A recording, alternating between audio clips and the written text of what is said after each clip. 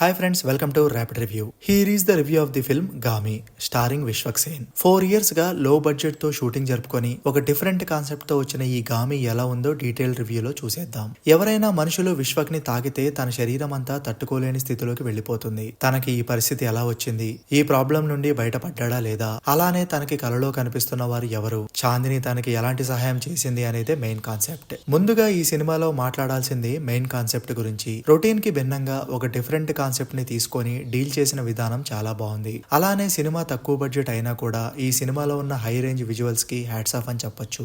ఆ బడ్జెట్ కి అవుట్పుట్ అదిరిపోయింది. ఇక ఈ సినిమాలో మరో హైలైట్ విశ్వక్-సేన్ తన కెరియర్ లోనే one of the finest performance ఇచ్చాడు. అగోరా రోల్ కి పర్ఫెక్ట్ గా సెట్ అవడమే కాకుండా తన పాత్రకి 100% న్యాయం చేశారు. అలానే చాందిని కానీ అభినయ కానీ మిగిలిన అందరూ నటీనటులు కూడా కుమ్మేశారు. బీజిఎం కూడా అదిరిపోయింది. మెయిన్ గా క్లైమాక్స్ అయితే సీట్ ఎడ్జ్ ను కూర్చోబెడుతుంది.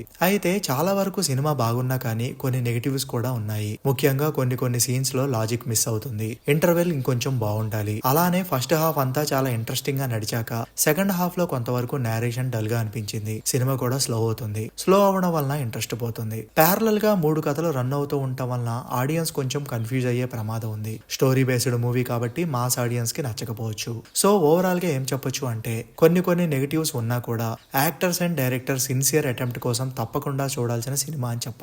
ఈ మూవీకి మనం ఇచ్చే రేటింగ్ 7/10. మరి చూసి ఉంటే మీకు ఎలా అనిపించిందో కింద కామెంట్ చేయండి. Thanks for watching.